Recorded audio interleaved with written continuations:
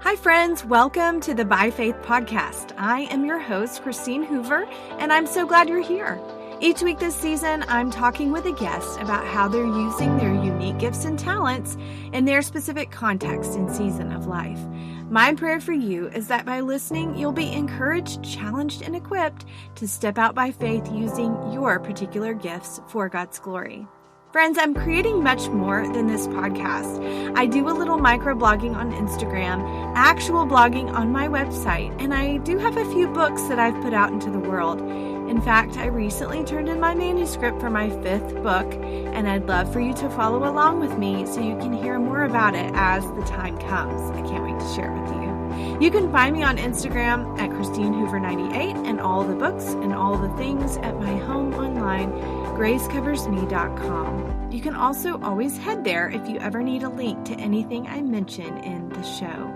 This episode is sponsored by the Good Book Company, publisher of Goodbye to Goodbyes, the latest addition to their beautifully illustrated, award-winning Bible storybooks for children. In this vivid, moving, and exciting retelling of the story of Lazarus, Lauren Chandler helps children understand that Jesus came to say goodbye to goodbyes forever. For more information about Goodbye to Goodbyes, go to thegoodbook.com. Today I've asked Winn Collier to join me on By Faith to talk about the ministry of words. Winn is pastor of All Souls here in Charlottesville, Virginia, so I've had the privilege of getting to know him in real life. He's also a writer, and in fact, when I was just getting started writing, or I should say, trying to get started, he helped me and encouraged me in such a meaningful way. Winn and I talk about writing, how he got started, an exciting project he's working on currently, and what advice he would give to folks who want to write. We also talk about his ministry of words through preaching and pastoring people here in our city.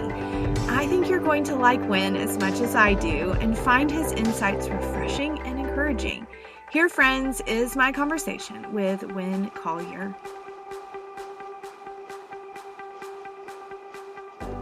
I'm super excited to get to welcome Winn Collier to the podcast. Hi, Winn. Hello. Thank you for inviting me. Yeah, I mean, you're sitting across town. Fun fact, we both live in Charlottesville. Yeah. We should be in the same room, shouldn't we? I know. We're meeting up by computer. But you guys moved to Charlottesville the same time we did, probably the same month we did. I think it was the same week. August 2008. It was at least within like 4 or 5 days. Yeah. Yeah. I think we moved like on the 2nd or 3rd, and y'all were there 4 or 5 days later. Yeah. And we both moved to plant a church in Charlottesville. Yeah. So tell us about your church. Tell us about you and your family. Yeah. So my wife is Miska. She is, we've been married for 21 years. Wow. And is that right? Goodness. Yes. I'm pretty sure that's right. She's amazing, my best friend. She's a spiritual director, has been for about 15 years. She's also a yoga instructor, and she has helped me learn how to pray. So I have 2 sons, Wyatt and Seth. Wyatt is a junior in high school, and Seth is a freshman. And they love football. Wyatt loves lacrosse. They both play guitars. Wyatt just got a drum set for Christmas, which is down in our cellar. So, dear God, please help us. Yes, that's what I was thinking. Yeah. Do they both play football for Charlottesville High School or what? Yes, they do. Wow. Yep. Okay. And tell us about your church that you guys moved here to plant. So it's All Souls, Charlottesville. And we are celebrating our 10th anniversary in January. I know you guys just recently celebrated yours. And so what to say? We're just, I feel like we're just a plain group of people. We trying to know how to follow Jesus and how to love our neighbors. And I don't know what more to say. I mean, that's what I would say, getting to watch y'all as a fellow laborer here in Charlottesville, that describes you well and your church. You are as Kyle would say, my husband would say, you are a mere pastor, that you love pastoring locally. Mm-hmm. And it shows in the way that you love and serve people in our community. So I think what you set out to plant has happened, and your church is making an impact in our community just by loving people well. Yeah. Well, that's good to hear. I'm glad I'm glad you see that. Yeah. So are y'all going to do anything to celebrate the 10 We year? are. Yeah. There's a group that formed a dance party. All right. So we're going to have a dance party at a ballroom, and there's going to be an hour of dance lessons before the party, because I think there's a number of us that have no idea Yeah. to do at a dance party. It's been a long time since we were in junior high. And then on Sunday, we're going to have just a big celebration and tell lots of stories. And then we're going to have a feast over at Cardinal Hall after church. So, nice. yeah. I hope that's a really special time for y'all. It was for us, just to get to reflect on 10 years. And sometimes I think, how did we get here? Who are these people? Sometimes Right. I look around in church and I'm like, I don't know what I'm doing here. I'm from Texas. Why am I living in Charlottesville, Virginia? But it's been a wonderful experience and hard. Yeah, that's right. So I feel like if I could, well, we haven't even mentioned that you write. You are a writer. You've published several books. Your last one is Love Big, Be Well, which was is it your first novel? That's right. Yeah, that's correct. So we'll talk about that in a second. But I just feel like when I think of Winn Collier, I think of words. I think you are a person who cares deeply about words and being intentional with words, not only as a pastor, but as a writer. That comes across. Would you say that that's true about you, that you love words? Yeah, absolutely. Yeah, I honor them. Yeah, and I mean, you live out you live out these words. It's not just words to you, but I would love to know how words became important to you and why it's so important to you.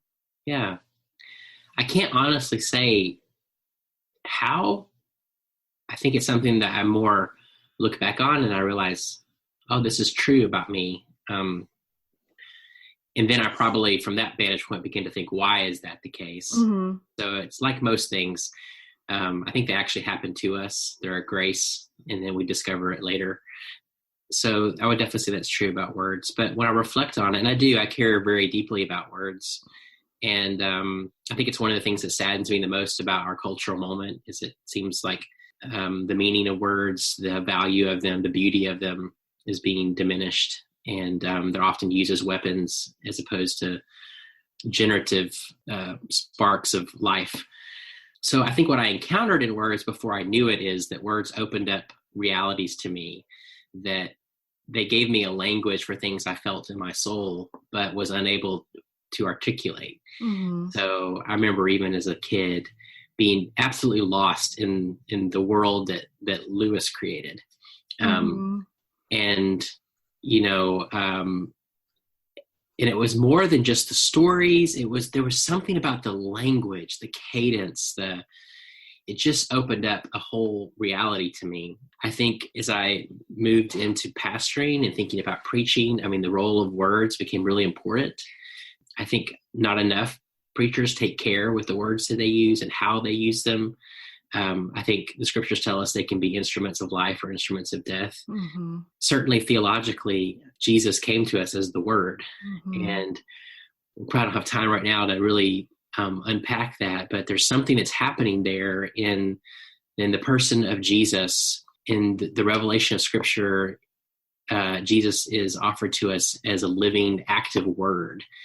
And I think that enlarges our entire human categories of words, and that something is happening and there's a capacity for creation, healing, hope, renewal, correction in life-giving words. And that's why it really saddens me when words are used in diminishing or narrow ways that don't allow the life-giving spirit to truly breathe in them. So I think for me, it's more of a hope, is that in time, in bits and pieces here and there, that I would be given the opportunity to contribute to the work that so many are doing in trying to ennoble words and use them for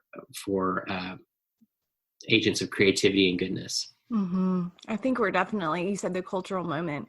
This time, we are in some ways more in need of that. I think that we are ripe for or needing encouragement and hope and uplifting and unifying words rather than so much of what we're getting instead.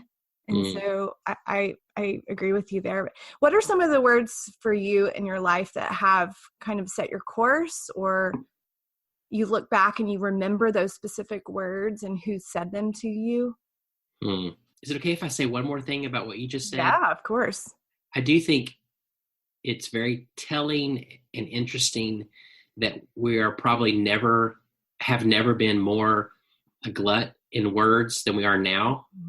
And I mean, they're just everywhere. Yeah. Social media has done this to us, and yet they're devalued, it seems to me, more than they ever have been. So we don't even talk about that. I just think there's something to ponder there. But to answer your actual question, where my mind first goes is words that were spoken to me after I was engaged to Miska the first time. Long story, I won't bore you with it at the moment, but she ended up, because I was an idiot, she ended up handing the ring back to me. And I was having to deal with some of my own fears and issues. And a very wise elder man basically told me to buck up and be a man and get my courage on and treat Miska the way she deserved to be treated. And I grabbed that ring and drove 6 hours to Arkansas and begged and pleaded to get that ring back on her finger. But there was really something about the words that man spoke to me that maybe spoken at another time or to another person would have been harsh. But in that instance, it was very life-giving because it's what I needed. Mm-hmm. I think of my grandfather, who was the wisest man I knew growing up, as I was making some decisions that I think he could see were probably going to put me on a different trajectory in ministry than maybe would have been expected for me. He told me some wisdom about how to navigate that and how to learn when I needed to explain myself and when I didn't. I think that was certainly been lots of words and books that I've read that have erupted in lots of places. But yeah, that was my next question. What about books? What are some maybe even sentences or thoughts that you go back to, especially when you're discouraged or you're needing to remind yourself of hope? Well, that word hope is probably my favorite word. So I think I don't necessarily know that I go to them purposely thinking I need hope, so I'm going to go back there. But I think I inevitably find myself weaving my way back to places, I guess, subconsciously. I know that recently I've been spending a lot of time in Psalm 139. That psalm in an earlier season of my life was very meaningful when I felt very alone and isolated and consumed by my own fear and anxiety, and been through a recent season of that again. And so I've really been just meditating on Psalm 139. I find that powerful. If you ask me the same question tomorrow, I'm sure the litany would be different. But today, where my mind goes is, I think the opening couple pages of Peace Like a River is maybe one of the best openings of any book that's ever been written.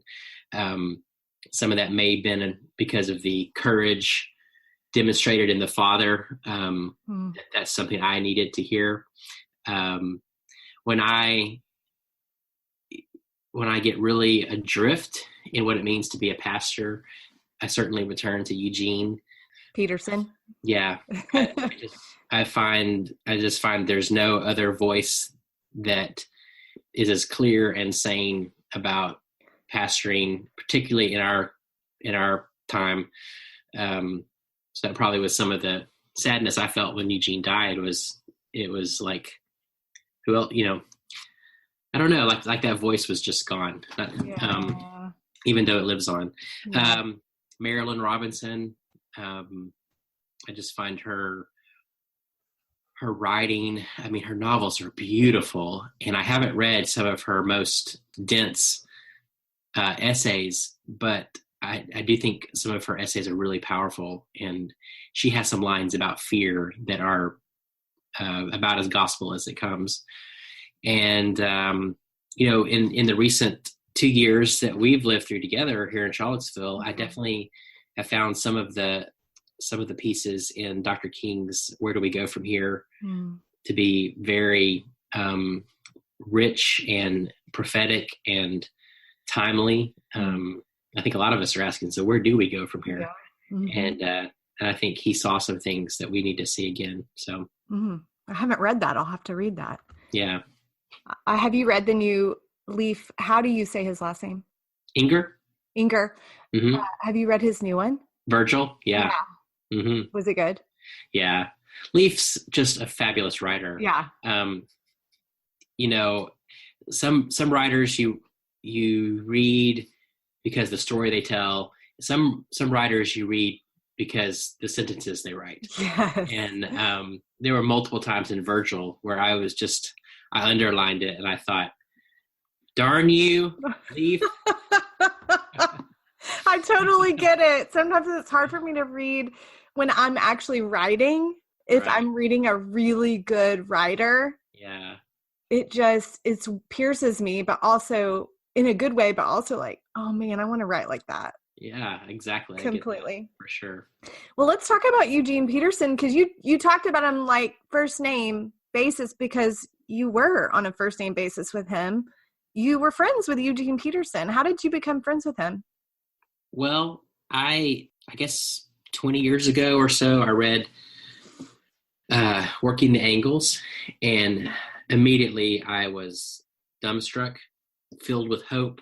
I think that was definitely one of those occasions where all of a sudden I had a language for something that I had been scratching after but didn't quite know. Yes.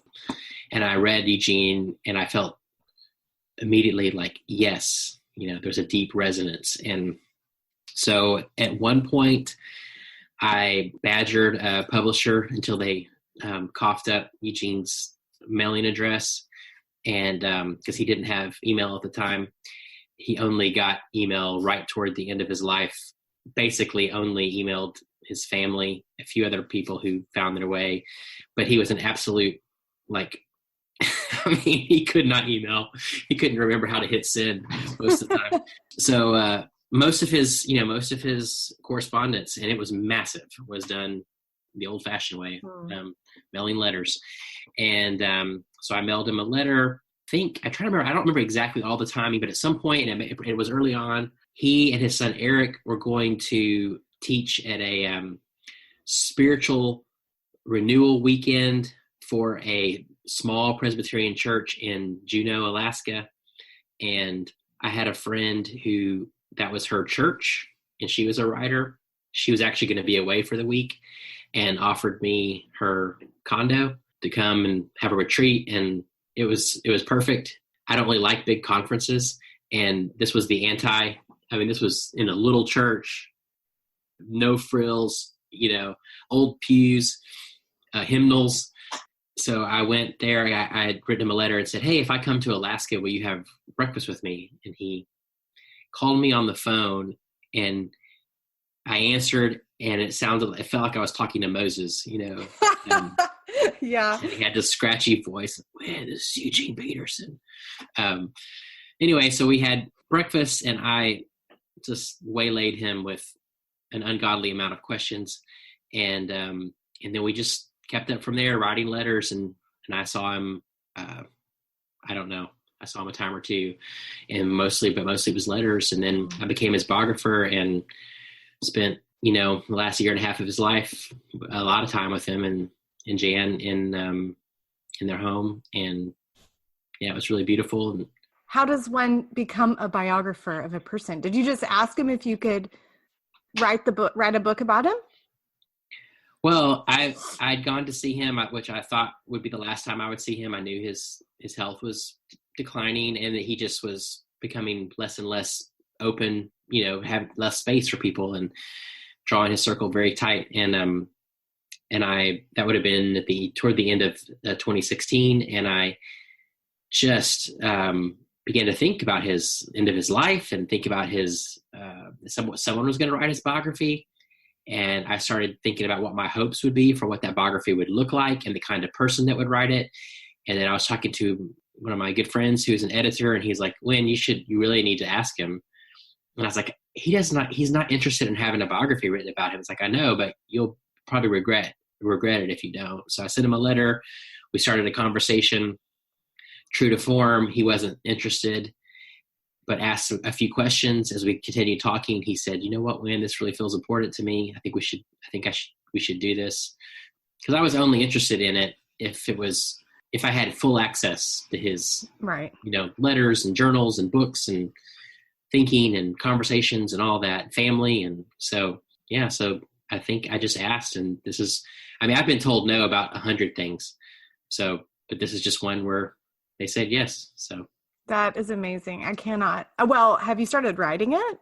Yes. Yeah. Okay. I researched it for about a year and a half with interviews and stuff. And in October, basically, is when I started writing.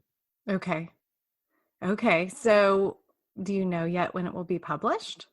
2020 at some point. Okay. That's the tentative deadline now. Okay.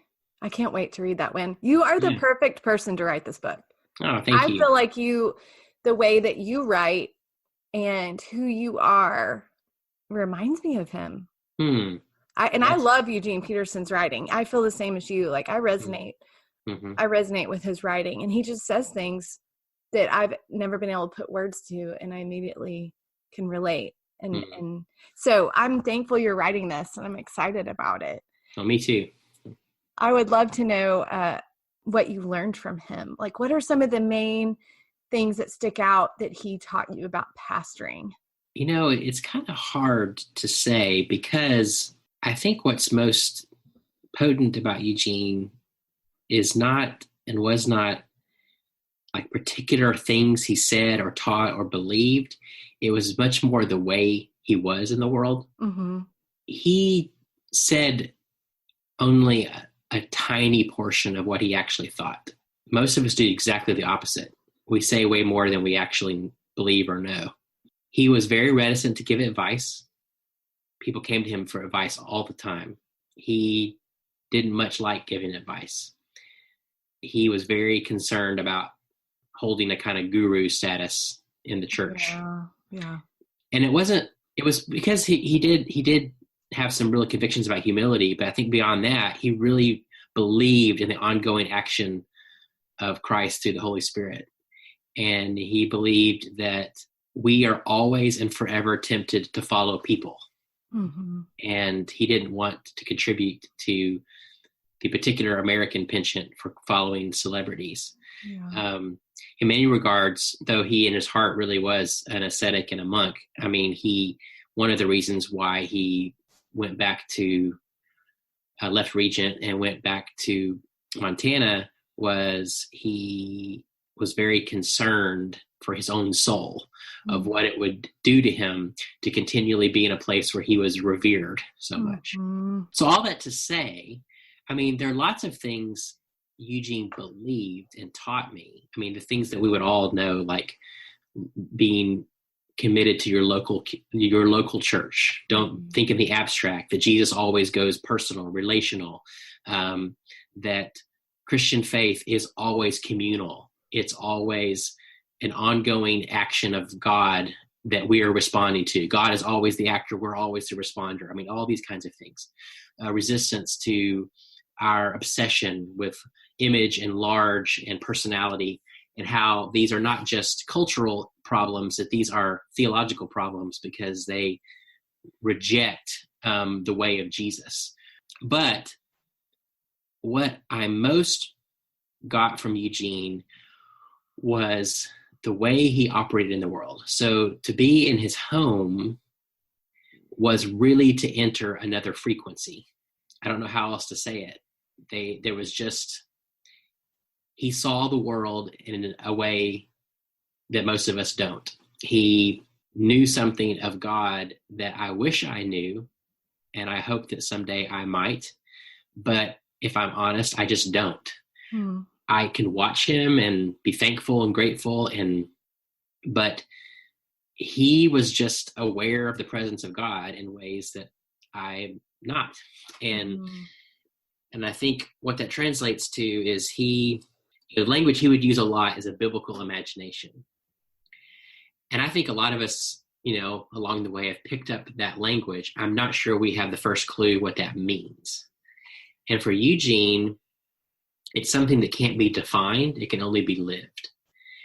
And the way I've encountered it is, as I've been reading his journals, Eugene used biblical language in a way that placed him in the story. And so it wasn't something that he was utilizing as a technique or to try to explain something. For instance, I was reading his journal yesterday, and he was just talking about some of his early years and how he was living in the days of Joseph in Egypt. And what that meant for him was, like Joseph, he was in exile, confused, uncertain. But for him, the biblical world was the large world, and he continued was finding his place in it. So for him, he was always sort of finding a biblical language that corresponded to his own life, and he lived out of that. And so for what that means for me is that Eugene didn't use the Bible, he lived in it. And I think even that phrase can be misunderstood, but there's just something about the way God ordered his world that I found to be very formative for me. Mm-hmm. I'm sure it's affected your writing as well. I'm sure you've learned a lot from him and you're a different person and you're going to write differently, but are there things that you have learned or picked up from him?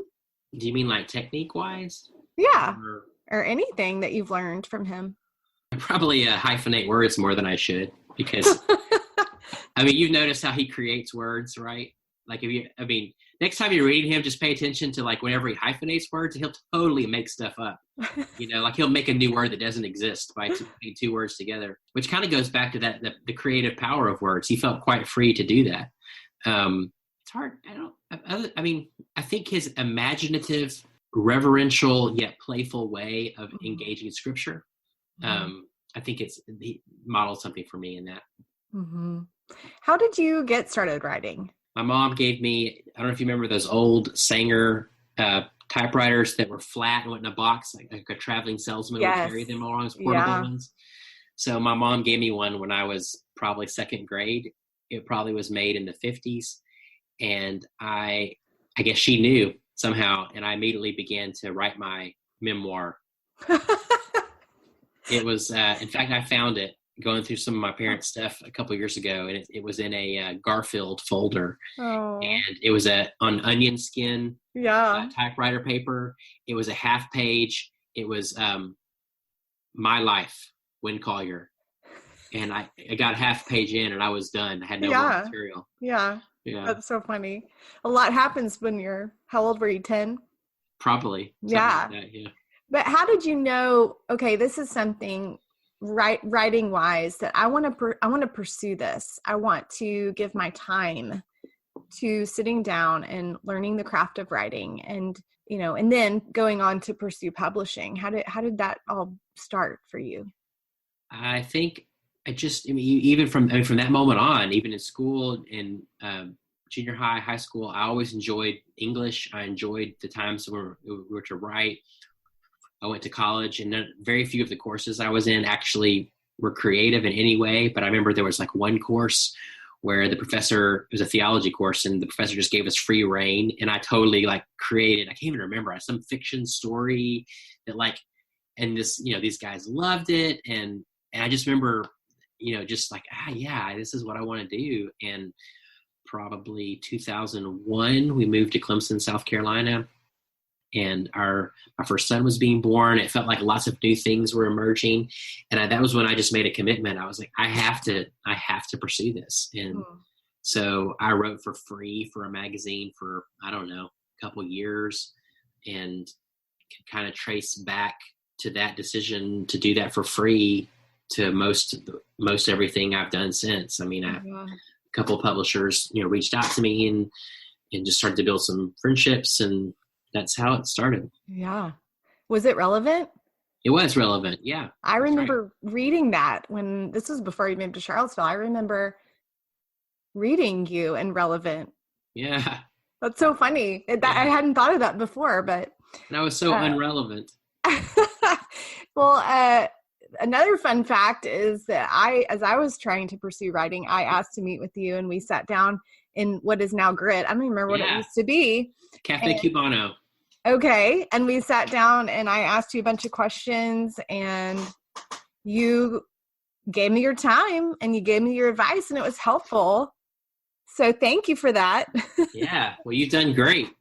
Well, I'm thankful for the opportunity to do it, but it's hard. Writing is hard. It is. That's right. Yeah. So I would love for you to tell listeners, there are a lot of people out there who think, I would like to write, or I don't know where to begin. I don't even remember the specifics of what you said to me that day, but what would you say to those people who are like me, coming to you for advice?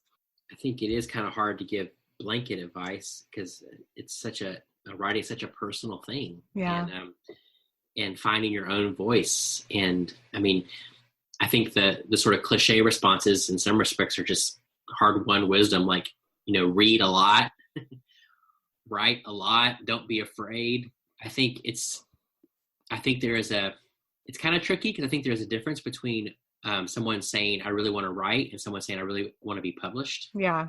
So that can be kind of tricky because that one can be more about the ego. Right. And there's a lot of people who get published that aren't very good writers. So those are two really different tracks.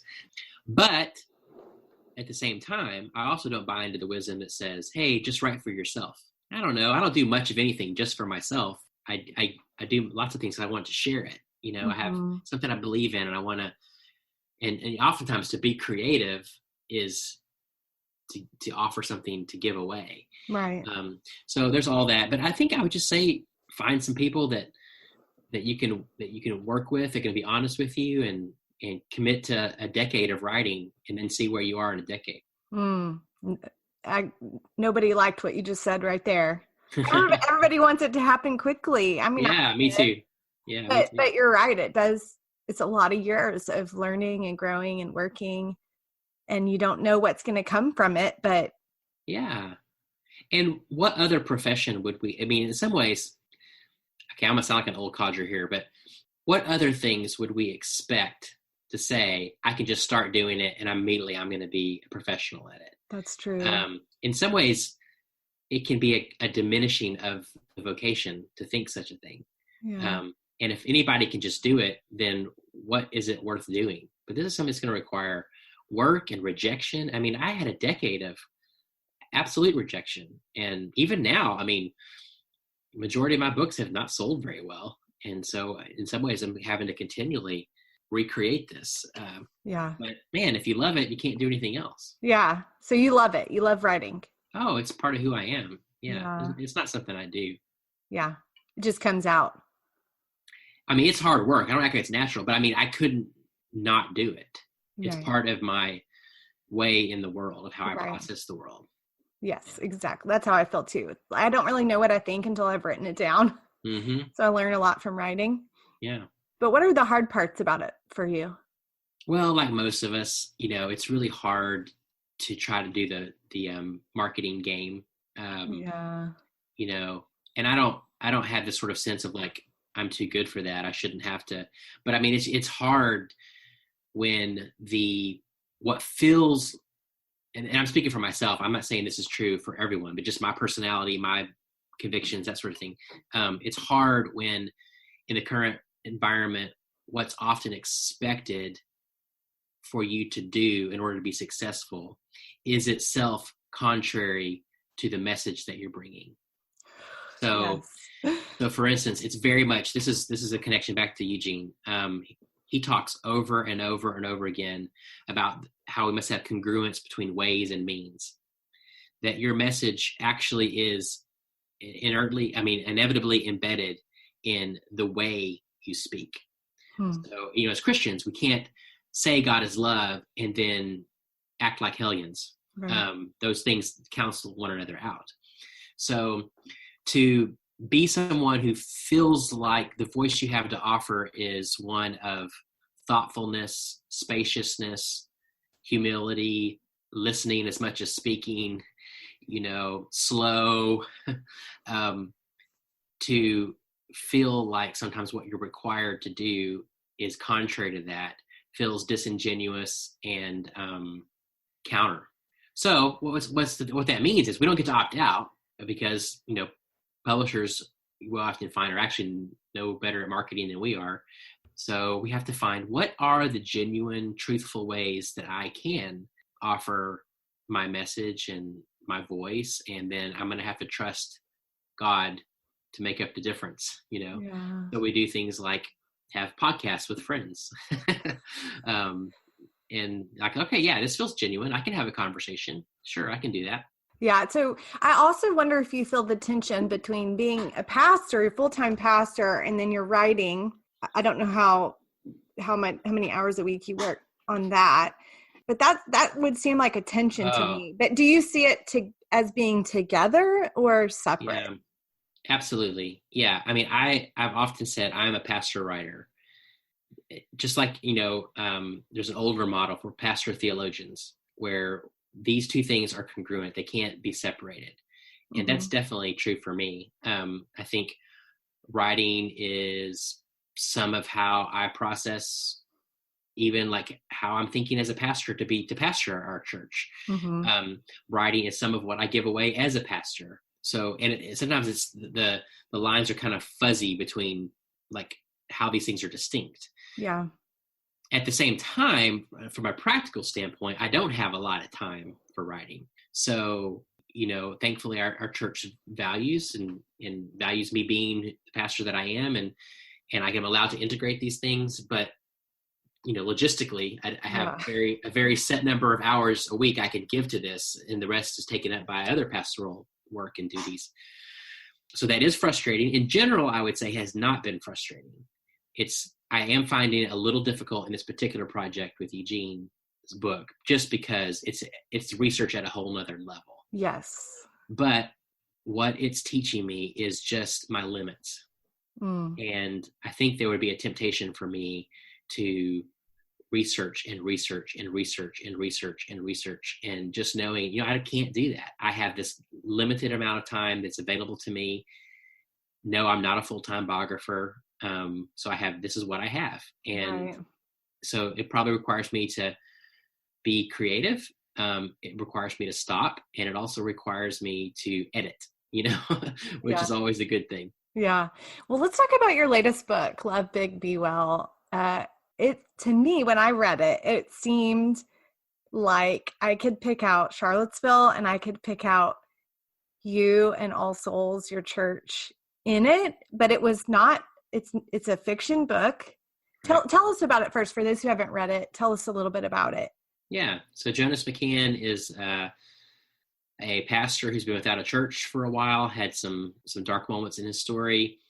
Granby Presbyterian Church has been without a pastor for a while. They've had some troubles, and they find one another actually through letters. And then after Jonas becomes the pastor at Granby, he continues for the next 7 years to write occasional letters to his congregation. And so it's an epistolary novel, and takes the shape of these letters. And in it, he narrates stories in the congregation, walks through his life with them, and then it ends, I'll just stop there. Yeah. It seemed a little bit autobiographical. Is that the right, how do you say that? Autobiographical to me. Do you think it was kind of your, maybe like a pastoral letter that you would write to your own church? Some of these letters that the pastor's writing in the book? Yeah. I mean, definitely there's a lot of me in Jonas.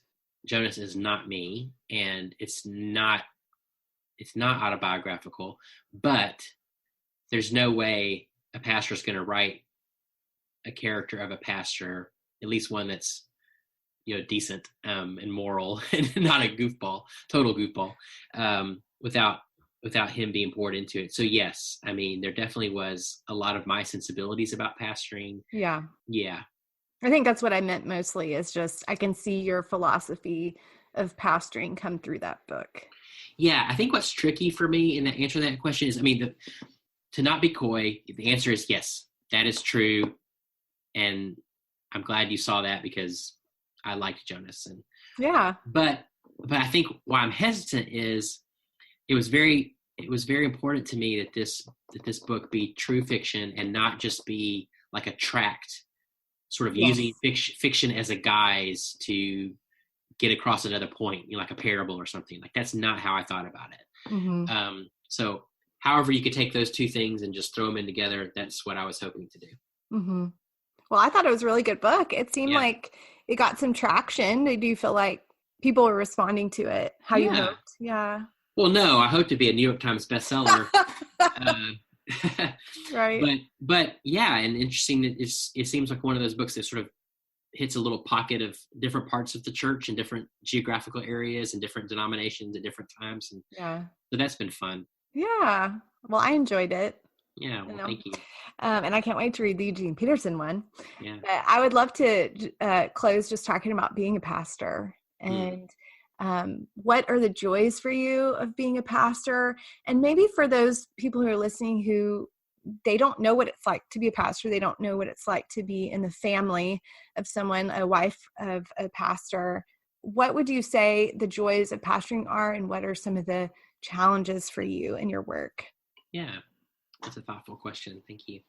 I think the joys are that you get to be a herald of the true story of the world, and we get to speak those words like hope and faith and joy and love and mercy.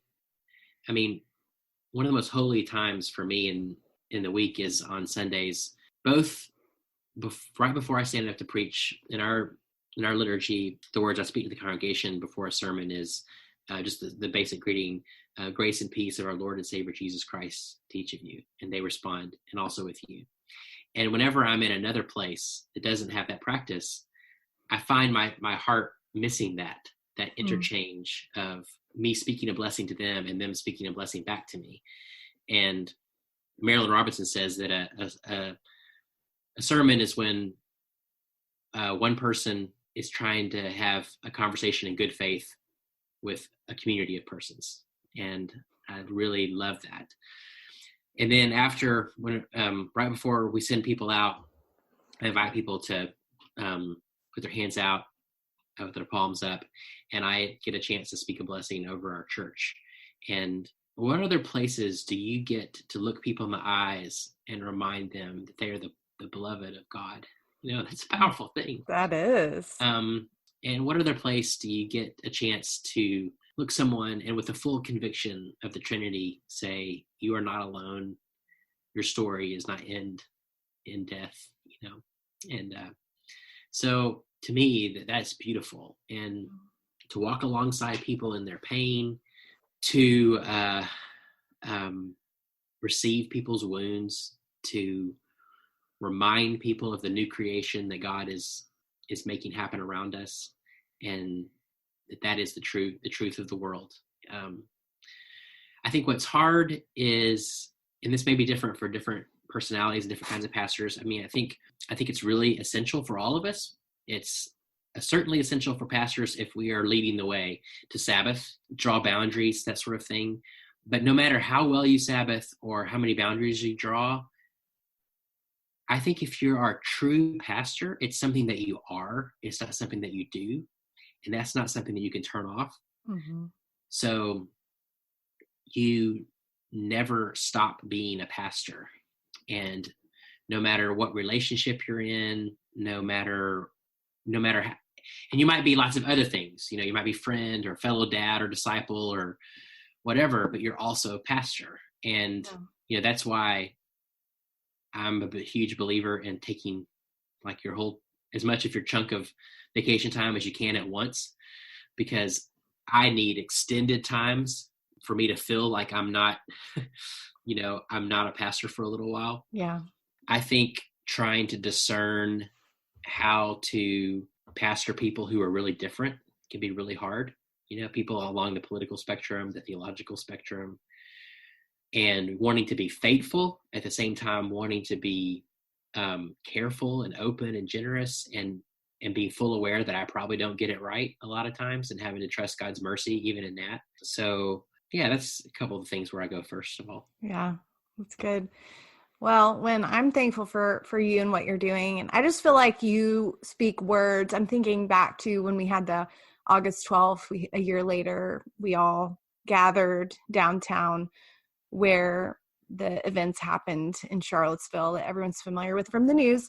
And you spoke a prayer. You prayed for us. And that's what I remember from that day. I do feel like your words are a ministry to our community, and they are a ministry in your church, but not just in your church, in our community as a whole. And through your writing, they go out, and I'm thankful for that. I'm thankful for what you're doing in our community and how you're serving. And I just encourage you to keep going. Well, thank you. I really appreciate that. It's kind. And thank you for your time today. Yeah, thank you for having me. Friends, thank you so much for listening to By Faith. It's such a joy for me personally to have these kinds of conversations, especially with somebody I know in real life like Winn. But I also love creating this podcast for you. If you're encouraged or helped in some way, I would love for you to share the podcast on social media using the hashtag ByFaithPodcast. Tag me too so I can see what you're saying about it. Thanks so much in advance for doing that. Join me next week as I talk with my friend Trillia Newbell. Trillia is a huge ray of sunshine. Seriously, her smile lights up any room she's in. Trillia joins me to talk about women and fear. If you've been following along this season and thinking more about your own gifts, but you're also feeling unsure and insecure about stepping out and using them, this conversation is for you. So join me here next week, and until then, have a great week and keep walking forward by faith.